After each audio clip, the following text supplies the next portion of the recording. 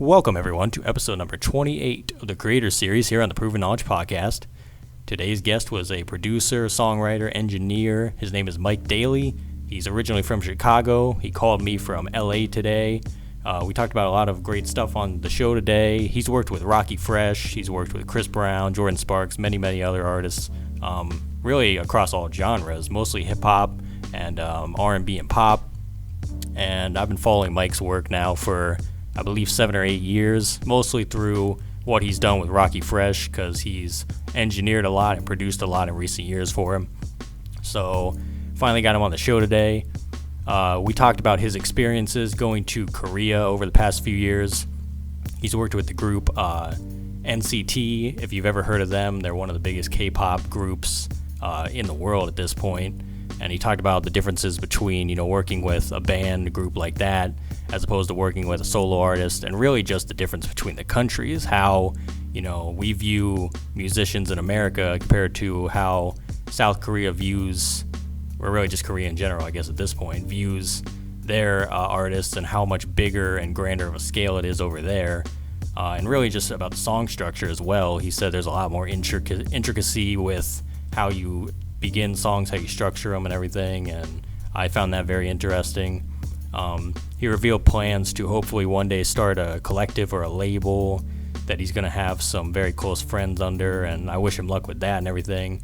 He said he has a lot of potential placements coming up in the next year or so I'm looking forward to hearing those as well. And I really just appreciate all the great stories he told today. I learned a lot, especially in the beginning of the episode, about his journey that I didn't know myself. So I was really happy for him to share that. And, I really hope we can reconnect eventually, hopefully in the next few years, and maybe do an in-person episode because I enjoyed this time. So without further ado, let's get into the episode.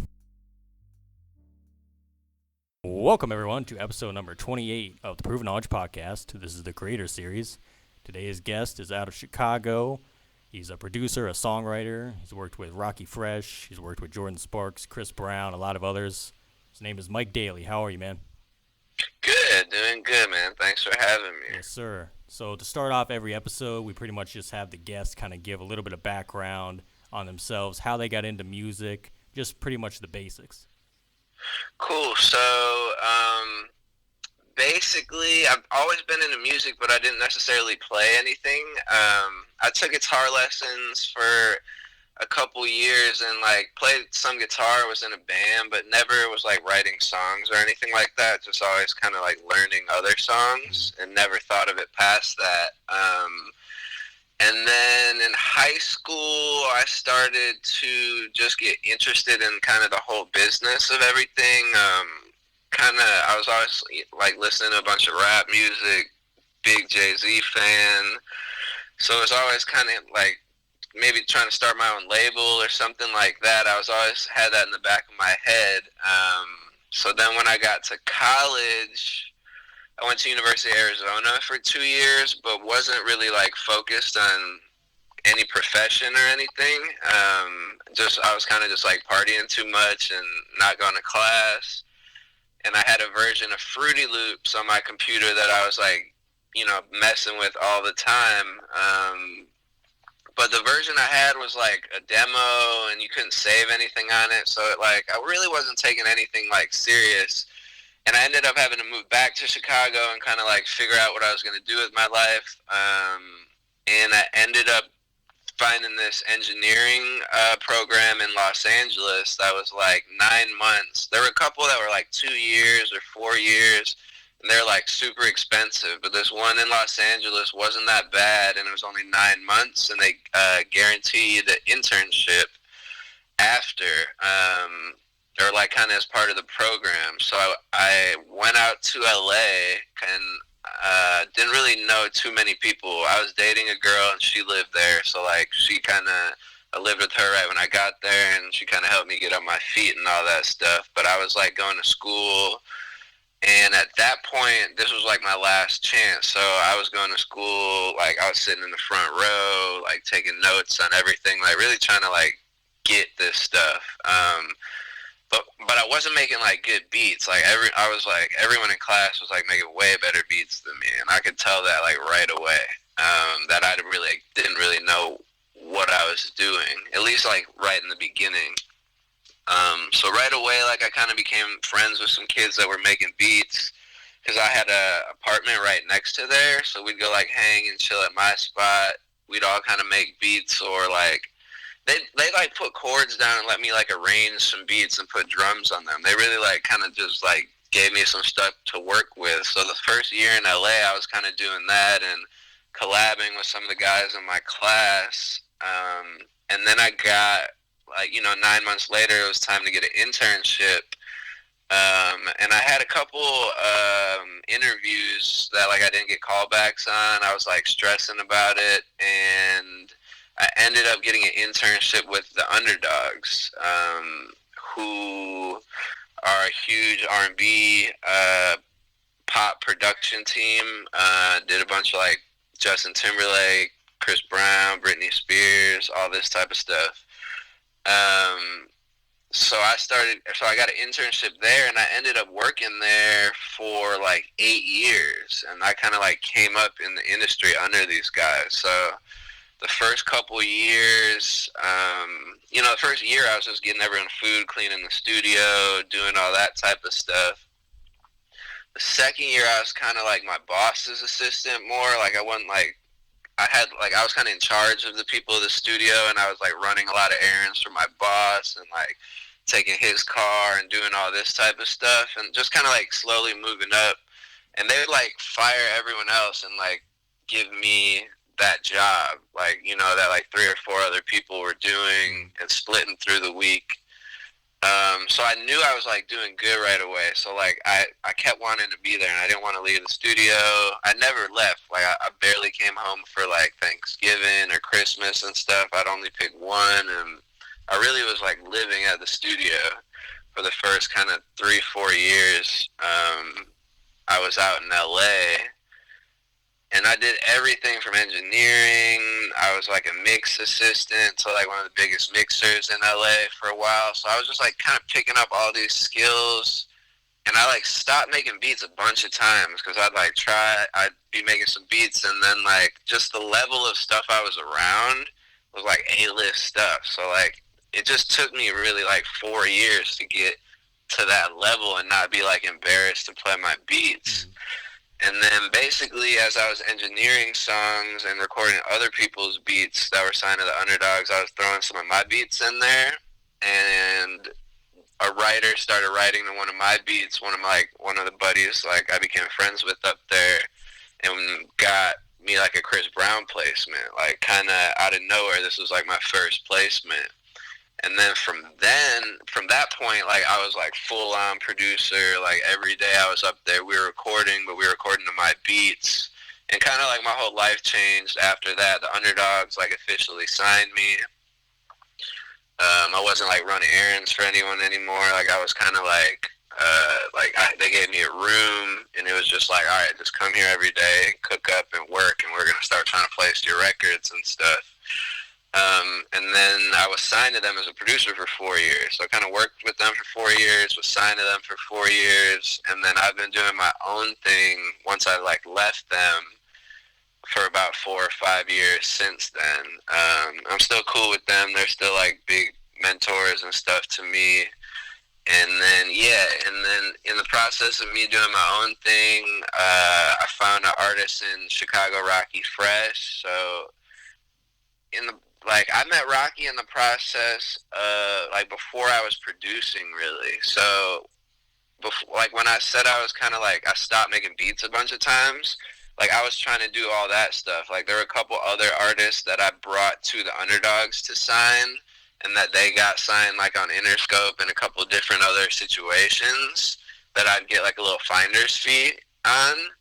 But Rockie was the first one I was like, oh, shit, like, I'm going to try to do this on my own. So like basically I had a partner, and we called Rockie and his manager Gertler and worked out a situation where they gave us a chance to try to go get them a deal like through our little company. It's called a holding agreement. And it ended up being a bad situation. Like I brought in a guy I didn't really know too well, but that I just had met up at the studio a couple times, and like kind of like was a weird situation where Rocky and I even didn't talk for like a couple years after it. A lot of drama happened. Not drama, just like legal stuff. And then the Raw situation happened, and then we kind of like got back cool right after that. And then since then, I've been doing a lot of Rocky stuff, Chris Brown stuff, and a lot of K-pop stuff, which the Underdogs brought me out to Korea, and that's been like a huge, had a huge kind of impact on my career. I've had like a lot of success out there in Korea, and that's kind of where I'm at now. I'm doing a bunch of K-pop stuff still working with Rocky, a bunch of different artists out here. Yeah, just kind of trying to grow and get my name bigger out here in the producer world. Man, it's crazy because I didn't know a lot of that stuff, honestly. Like, I didn't know, like, how long it actually took for you. And I've actually heard, like, a lot of people that kind of start how you started, which is, like, you start as the intern and you kind of just slowly work your way up in, like, the studio. Yeah. So that's kind of crazy. Man, I've been on the longest path ever. It's funny, though, like, it's not embarrassing because I've been working hard, but it's like, man, people could come out here and boom, get on like that. I've been witnessing it for 12, 13, 14 years. But a lot of people that were making beats when I was like making beats aren't really doing that anymore. Like, so for me, it's like a marathon. I'm like trying to just make enough money every year to keep doing this and stack some bread and keep putting out music and accumulating my catalog. But yeah, it's been a long journey. I think that goes to show like how persistent you are, though, because I know a lot of people, especially after a few years, they would probably get impatient and be like, "Why isn't this working?" Like I feel like I've been working forever, but nothing's happening. But like you just got to keep. Yeah, going, you know what I mean?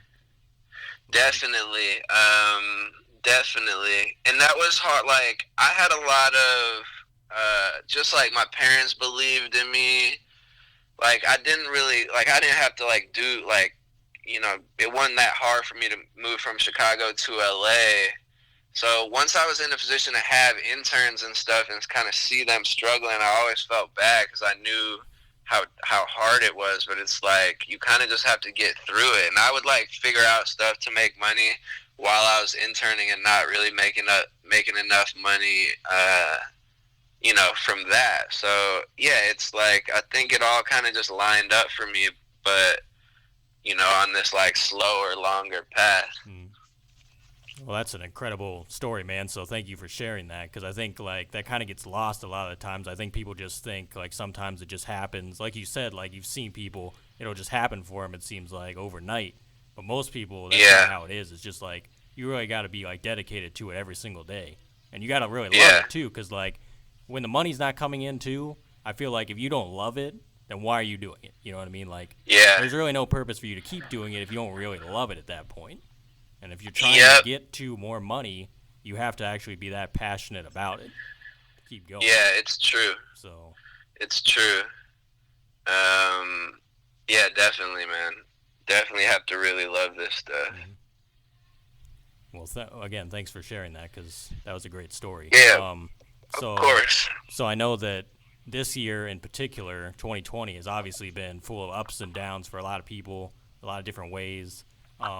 I know you got married this summer, so congrats on that and everything. And, thank you, man. Thank you very much. That was obviously huge. But overall for you, how has 2020 looked? Like, has your workflow kind of changed at all? Like, whatever you feel comfortable sharing, like what has been the ups and downs for you personally? Yeah, definitely. I'm used to going to the studio a couple times a week and having sessions every week with kind of like random people a lot of the times, different songwriter sessions and all this stuff. So that's definitely stopped. And yeah, it's kind of become like, you're like with your clique, like the people you're really cool with. As a producer, you're trying to find songwriters that can record themselves and write like good top lines, but then so is everybody. So yeah, that's where your relationships are kind of coming in right now. So I've been working with like the people I'm like really close with, sending them beats, having them top line. I've done a couple random Zoom sessions, but not too many. They're kind of like weird. We try to make them work, but I'm not like loving the Zoom sessions. I think it's just kind of a necessity right now, though. But yeah, as far as 2020 is going, for me, everything is kind of like set up. So a lot of the music I did last year has been like coming out this year, and then so I've been getting like placements this year, but a lot of the songs I did, last year. So for me, it's like, yeah, next year is probably where I'm gonna see a slow up in terms of songs coming out. So I'm trying to just like, keep that in mind and start like really trying to like nail some placements down. Because yeah, a lot of these songs you kind of know are coming out for a while. Like I've known like one or two of them are kind of new and new placements, but yeah, the bulk of them kind of you already are paid for, like at least the upfront fee.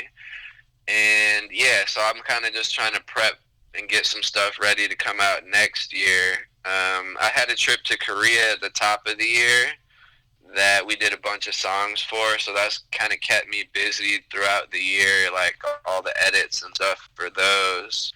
And then yeah, we just been kind of just locking in with like my like home team of writers and producers and working on stuff that we kind of all have plays on. And not so much like any like random writing sessions, which is kind of usual before COVID. Well, that's good to hear, though, that you have like a team with you as well, like the close personal friends and everything. Because I know, like, especially if you don't have that, I feel like you just said, it's like there's a lot of the random things that can happen, but with these travel restrictions and with these shutdowns and everything, it kind of made it like way more different, and everything's through email and things like that. So I feel like as long as you have that around you, you can still create and still do what you got to do. So yeah, and that's the thing for me is like, because I have been out here so long, I just have a huge network of people kind of coming up under the Underdogs. The Underdogs were a big hub in Los Angeles where a lot of the best songwriters kind of that are out here got developed or learned a lot of stuff. So yeah, over the years have met a ton of people, and then yeah, that's been a big help during COVID too, just having those relationships. So you mentioned you started on FL Studio, correct? Yep. So are you still on FL, or are you using something else? No, but I had a session either yesterday or the day before. We've been doing like I've been doing a couple like producer sessions, which I've never done before, but just kind of collaborating with other producers and trying to like get our networks, to mix. And he was using FL, and it made me kind of want to at least download it and try it out again. But it's been so long. I've been working on Logic for like 13 years or something like that, 12, 13 years. Yeah, I like Logic a lot, but yeah, the drums are smacking in Fruity Loops though, or FL. I don't know what it's called. Yeah, I think it's just FL now. Yeah. Yeah, I've been on FL the whole time I've been doing it, just because. Oh yeah. I felt like it was the easiest to learn, just because like you can just go right in and start learning. Like I don't know if I'm afraid to do like Ableton or Logic or whatever, because like, I'm afraid of Ableton. I'm like slow on Ableton. It's embarrassing. I've heard I can make a beat on there. It's just gonna take like an hour. Yeah, I've heard it has like a lot of ins and outs, and like you have to know like the real like technical side of it to like. Yeah. But Logic is really easy for me, but that's just kind of what I learned on. But I had to like relearn. That was part of that 4-year like starting over. I was like going to Amoeba record store every day after class and like buying like dollar records and sampling all day long and like trying to be like Kanye. And then I went in and started working with the Underdogs, and they're like, no, like we don't sample anything. This is all original chords and melodies, and we're working on R&B, and we're writing songs. We're trying to get all the publishing we can, and all that, like, and we use Logic, and like, what is that huge PC computer you have, and blah blah blah. And then I saved up, got a Mac, and started using Logic. So speaking of kind of the melodies and things like that, is there any specific way that you're starting songs most of the time? Are you starting with like the music part of it? Are you starting with drums? Does it not really matter for you? Like it just kind of all depends on like. Usually it kind of just depends what I'm working on. Like, I'm usually not just like making like 5 beats randomly, like just to make. I'm usually like have like I got to make this type of vibe for this artist, or this type of artist wants a pack, so like I'm gonna go listen to some of their music, and then that'll kind of just inspire it. Depending on how musical it is, I work with this guy Mitchell Owens. He's a producer that I collaborate with a lot. I've been kind of like bringing him up under my wing, and he's super musical. So I'll kind of send him just a couple little vibes, and he could kind of take them to a different level, send them back, and then I'll kind of flip that, and that's like that we do that a lot for like a lot of the R&B stuff. That's like way more musical. Like rap beats are way different to me. Like I can make a rap beat in like 5 minutes, you know. But like a R&B beat or a pop beat is like takes a little time, and you got to kind of like formulate it.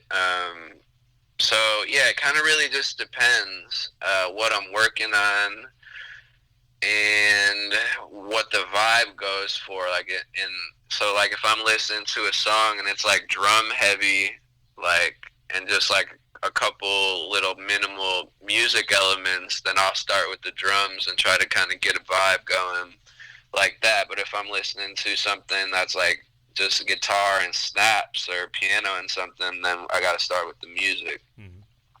Yeah, I've heard from like different producers kind of their different like workflows. Like for example, like Key Wayne, I've seen interviews with him, and he'll say like he'll start an idea and he might sit on it for 4 or 5 days depending on how he feels about it. Like he's not just gonna he's not just gonna make beats just to make them. He wants to like make sure everything is like tailored how it is and everything, and like exactly. Like I'll remember some stuff from like 6 months ago that I saved and was like, all right, when I'm in this vibe, this is it. I'm just not here right now.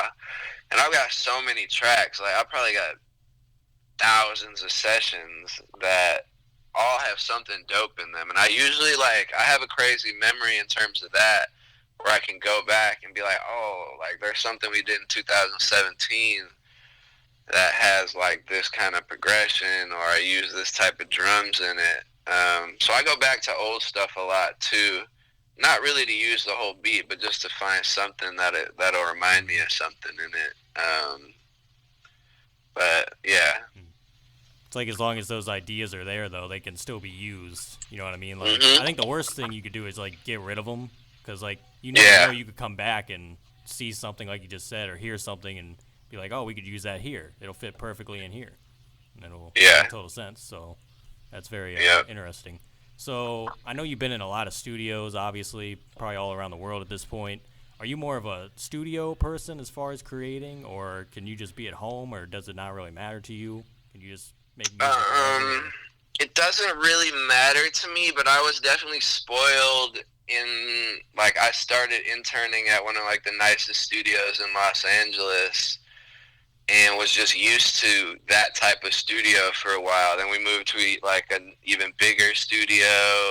So I was kind of used to A-list studios. So once I like went back to working at home and stuff, like I loved working at home. I kind of was like, oh man, like the studio to me is different than the studio to someone else that's like, not there every day. I was at the studio for 8 years, like every day, all day long.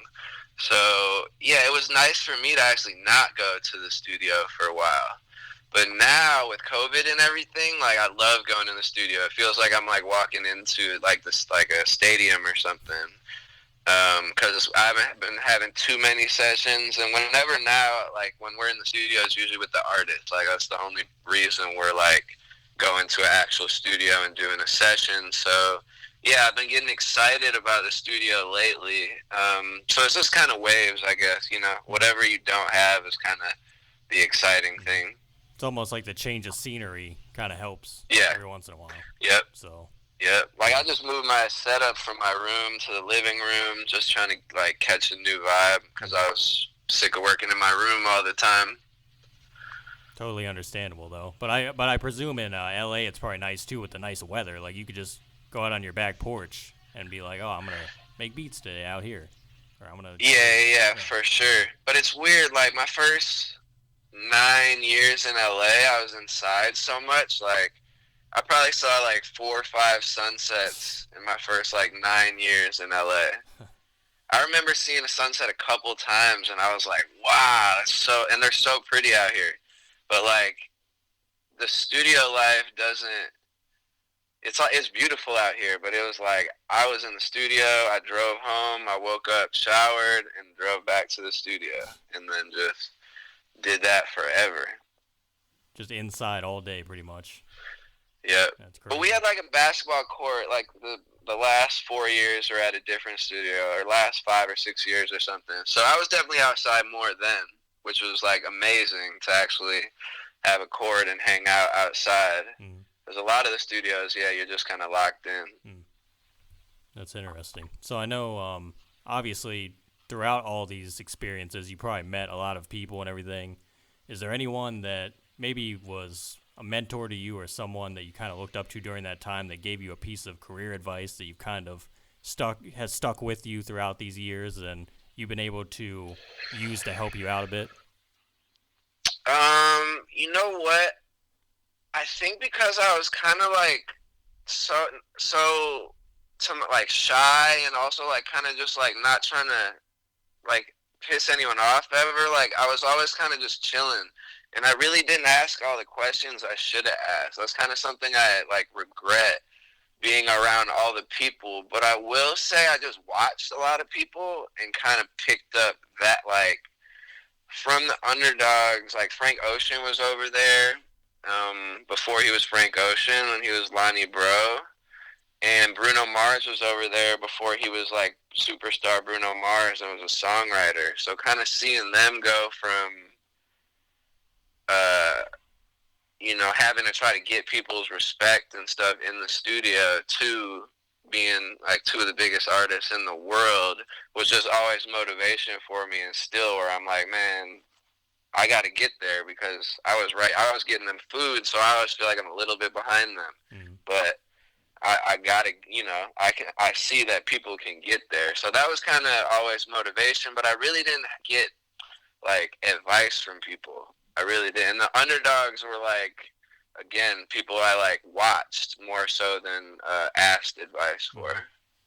I think that's good too, though. Like you kind of just absorbed what was around you. You know what I mean? Like you didn't really have to even ask the questions if you were just absorbing the information.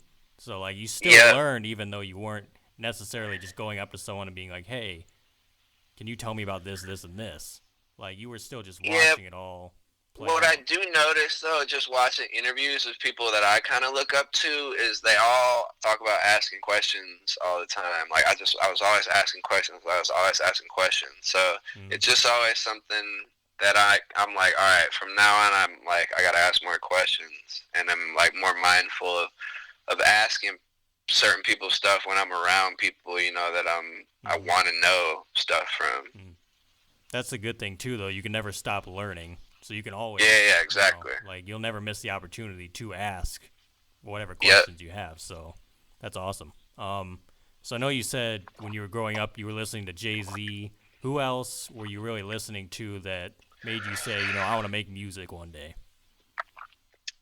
So like before Jay-Z and stuff, I was skateboarding like in grade school, and I was listening to like a bunch of like alternative music, and my dad's Irish, so we were listening to U2 at home.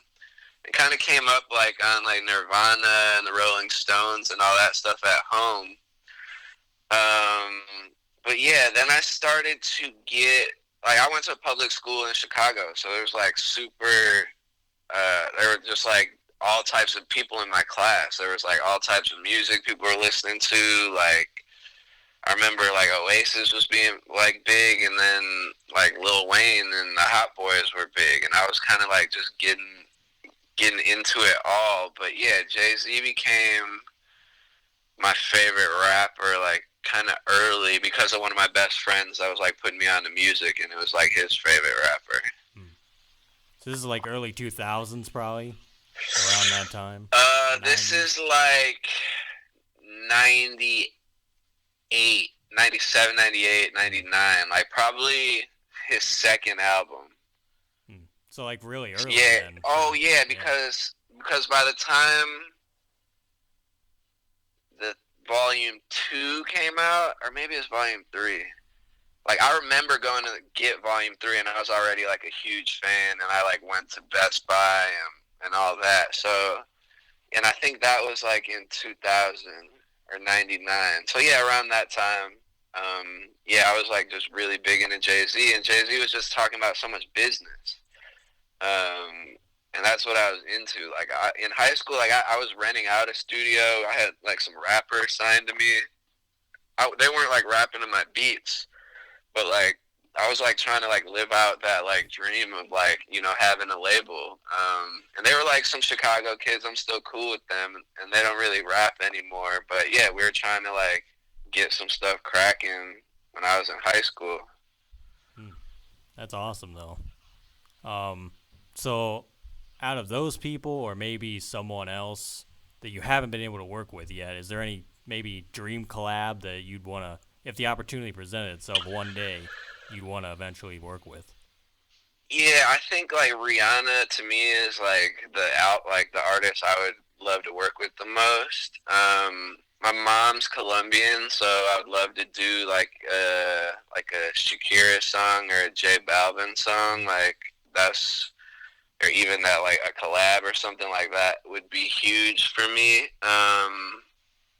Yeah, those are kind of the two biggest artists, like that I love. Kehlani, I really want to get a song with Kehlani. She's one of my favorite artists. And then rappers, like, there's a ton of rappers I love.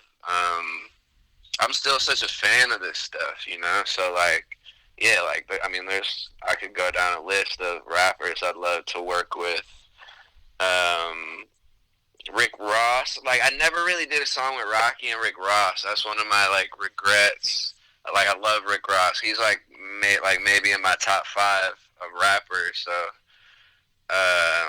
Rick Ross, obviously, like, Jay-Z, Kanye, Drake are, like, Mount Rushmore kind of rappers. But yeah, I listen to a lot of music. Halsey is another artist I'd love to work with,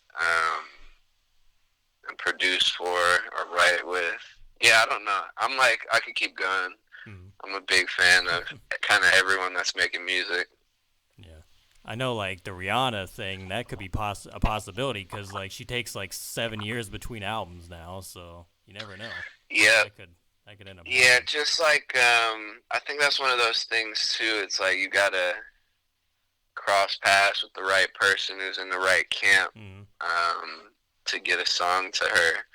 It's not like something you could just email out. But yeah, that's one of, yeah, I think because her albums are so anticipated, too, is another reason I'd, like, love to get on there. But yeah, there's a bunch of artists making incredible music, so I'm just, every Friday it's like, you know, some new bangers. So you talked about your trips to Korea, obviously, and the work you've done there. I know you've had songs with NCT, right? Yeah, NCT, yeah, they're one of the biggest ones. Yeah. So talk about the differences between working with a group like NCT as opposed to working with, like, a solo artist. Like, what were the major differences that you noticed, or that were kind of, like, obvious? Yeah, just the kind of, when, like, the songwriting formula and production formula is different, because there are so many members in these groups, so you have to kind of create these moments and think about them performing these songs, because that's, like, one of their things they're known for is, like, their performances. So these records have to be able to translate.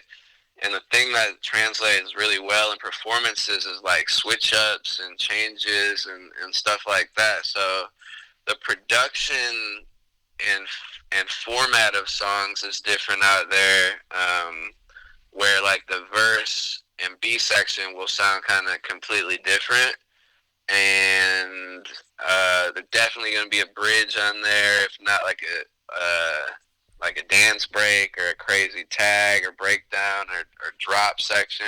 There's just like a lot more sections.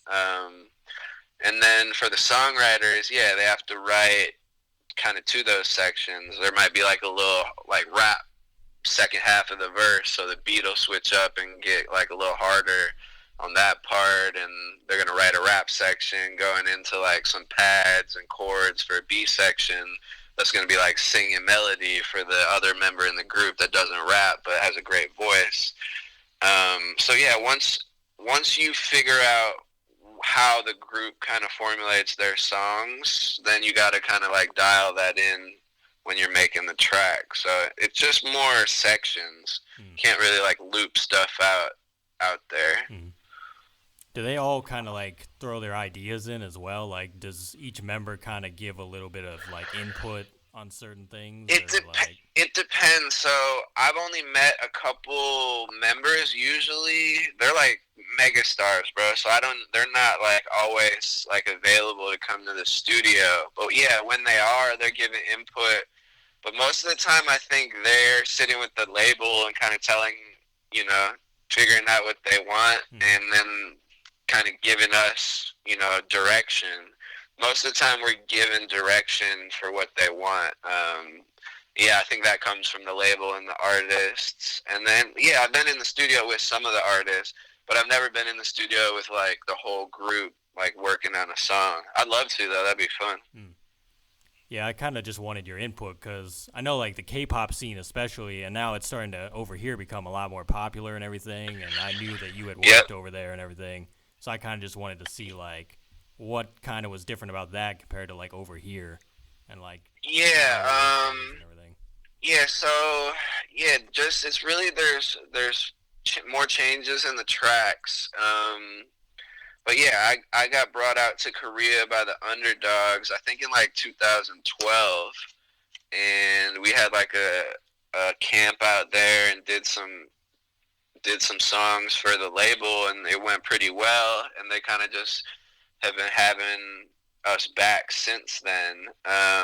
But yeah, the K-pop stuff's been blowing up. BTS kind of blew the lid off everything. They're like, they're like the biggest band in the world. They're like the Beatles were.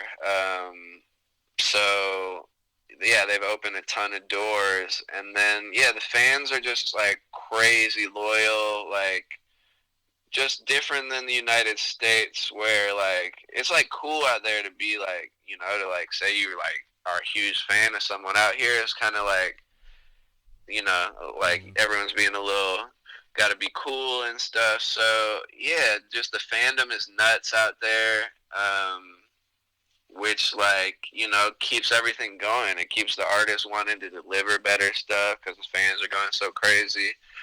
And yeah, it's been like a blessing for me to be able to work on that stuff, and then especially just to travel the world to do music has been great. Yeah. So you haven't worked with BTS, have you? No, I haven't. I think like indirectly I've submitted some music, but I think there's like one producer on that, like doing everything. Oh. He might be like getting some help from somewhere, but yeah, like it's like one producer. He's like, you should. I'll send you this article because they took the label like public, and basically like he's already like worth like $1 billion now. That's crazy. Probably just off that like that Dynamite song or whatever. I think it was before that song. Okay, that's crazy. But yeah, Dynamite I hear on the radio out here all the time too. It's crazy. I've heard it on freaking commercials, on Spotify ads. I know. That song everywhere now. Yeah, it's wild. Yeah, you never know. Though. You might be able to work with them one day. Who knows? Like if the opportunity. Oh yeah, for sure. I hope so. Yeah. Yeah, I think it'll happen. A lot of my friends work with them. It's just kind of like like I said, like there's a lot of different networks and kind of avenues to get to stuff, and then yeah, just haven't come like across that one. But yeah, I'm sure something will get lined up sooner or later. Mm-hmm. Now, I know you said you have been getting things lined up for next year and just trying to get things secured. So, out of what you can reveal, what projects do you have coming out next year, or what are you going to be a part of? Whatever you can share. I'm trying to think what I can say. I really can't say much because I can't like jinx it, and the songs haven't been cut yet. Mm-hmm.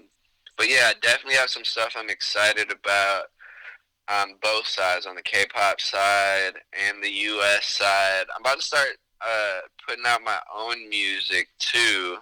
I was just with Rockie this weekend playing him some stuff, and I think like there's one I'm gonna start. I'm gonna get him on, and another one of these artists I work with, and kind of just start trying to see what that's all about and dropping some of my own music too. So I'm excited about that. But yeah, sorry, I can't really say anything. I just don't want to jinx myself, and I like haven't gotten paid or anything yet, so I can't. Yeah. I don't blame you because like I wouldn't want Yeah. to throw it out there honestly, but yeah, I'm looking forward to whatever you got coming. So I'll be on the lookout for sure, man. Yeah, for sure. Thank you. Only a few more questions here, and then we'll wrap it up. Yep. If you could go back 10 years ago, maybe give yourself any advice, maybe about music, maybe about life in general, what would that be?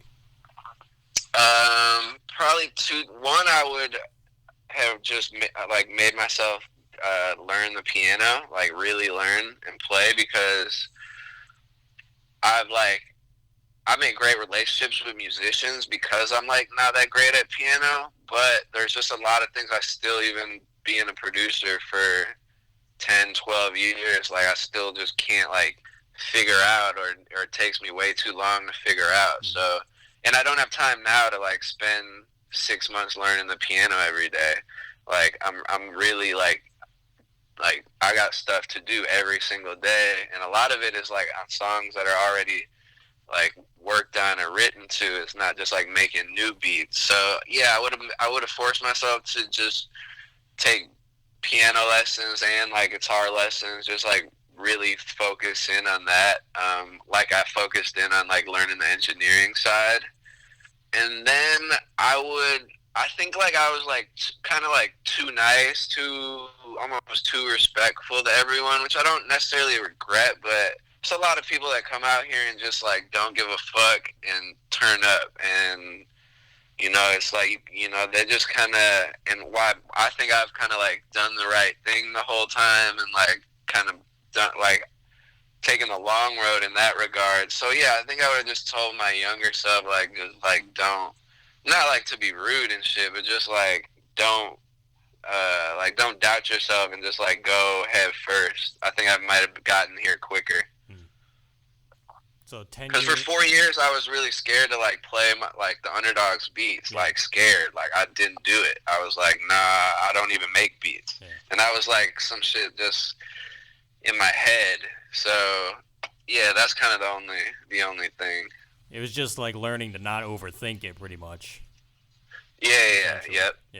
Not be nervous, because it's just kind of like growing up when you just like realize like you're not like that much lower than certain people, and there were people that were giants to me when I was like getting them food and stuff that I kind of see now, and I'm like, oh man, like I was like almost overly respectful like to them, like to the point where it's like then kind of people start looking at you at a different level, that, you know what I mean? Mm-hmm. Then they're like, oh yeah, this like an intern guy, like this the guy that can go get me stuff.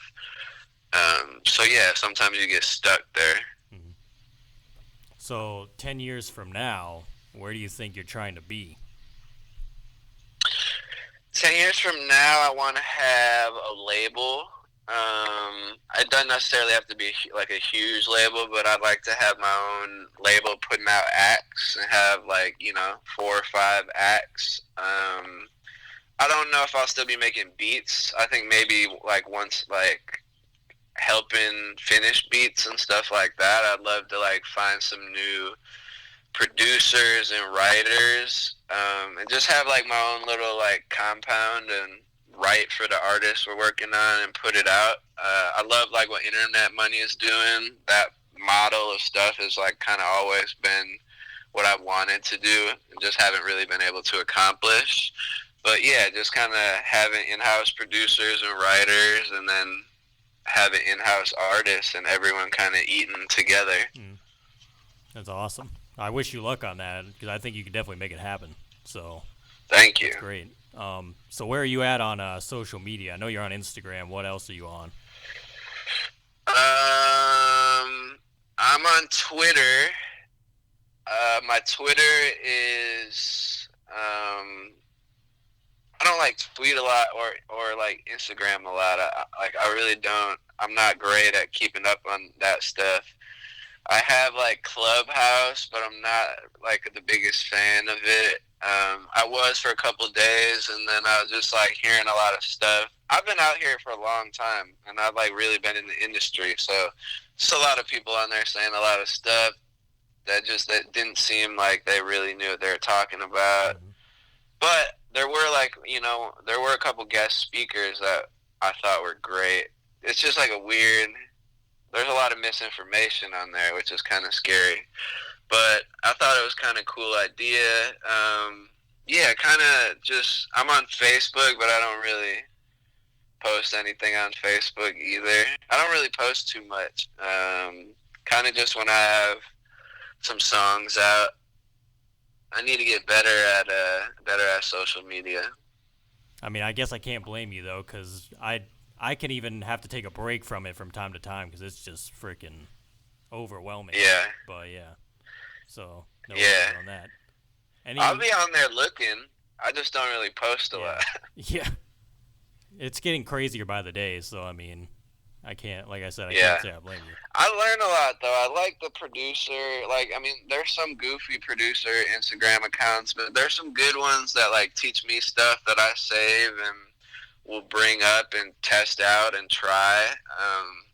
So, yeah, I guess it's good to kind of keep up. Mhm. That's one thing in quarantine is, like, not seeing what other dope producers are doing all the time, and that giving me ideas and sparking stuff, or like seeing somebody use a plugin. Like now I'm on YouTube and Instagram, kind of trying to see new plugins or new whatever, when before I was kind of like seeing people use it in the studio, and that's one thing I do miss. A lot of producers, like, you're not actually trading stuff, but like I just had a session, we were like showing each other dope plugins, exchanging drum kits, exchanging websites to download stuff, like like there's such a like underworld of producers, so there's a lot of goodies. I think if you just use it as like a learning tool, that's probably the best thing you can do. So yeah, for sure. Yeah, definitely. I gotta start posting more, but because I'm not like in the studio every day, it's kind of like, I don't know, like I'm not just gonna post me at the home studio hanging every day, taking selfies every single day. Yeah, I'm looking for another studio though. I think at the top of the year I'm gonna get my own spot again, and then like an actual studio, and start doing sessions again, because we had to shut everything down during COVID. So do you have any final words of wisdom today, Mike? I'm trying to think. Don't sign anything without a lawyer. I think there's like definitely still a lot of bad business. But I also, with saying that, it's also like you have to realize where you're at. Like you're not gonna get like a great first contract generally if you're trying to get in the game. But yeah, I think lawyers are important. I've seen a lot of people just do bad deals. So if you're trying to get in the music industry, yeah, that's one thing I would say, is just ask for advice and talk to a couple people and see if you could get their lawyer, or if their lawyer could suggest somebody. And then, yeah, just keep going. I've been doing this a long time. I've never really wanted to like quit once I started getting placements.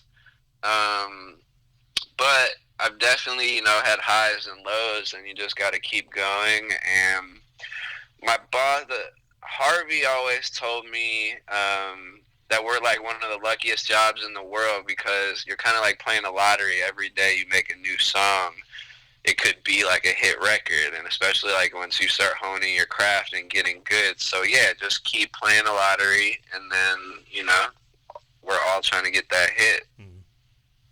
Well, Mike, that's all I have for you today, man. I appreciate you getting back with me about being on the episode today. I love the stories. I wish you luck on, if you do that label and everything, and looking forward to all the music you got coming out. And hopefully we can do this again sometime. I don't know, man. All right, for sure. Yeah, I appreciate you having me on. And yeah, thanks, man. I appreciate you being interested. And then keep doing what you're doing. Yes, sir. Let me know if you ever need anything. Yes, sir, man. And I'll be out in California next year. Maybe we could link up or something. Oh, yeah. Let's link up in the studio for sure. Thank you, guys, for listening. That was episode number 28 of the Creators Series. We'll be back this time next week. Hit that support button on your podcast streaming platform if you want to send any funds. We're going to try and get more great guests coming for you in the next few weeks to end out the year. We're going to have a surprise episode at the end of the year with myself, and Jay Trey is going to be back.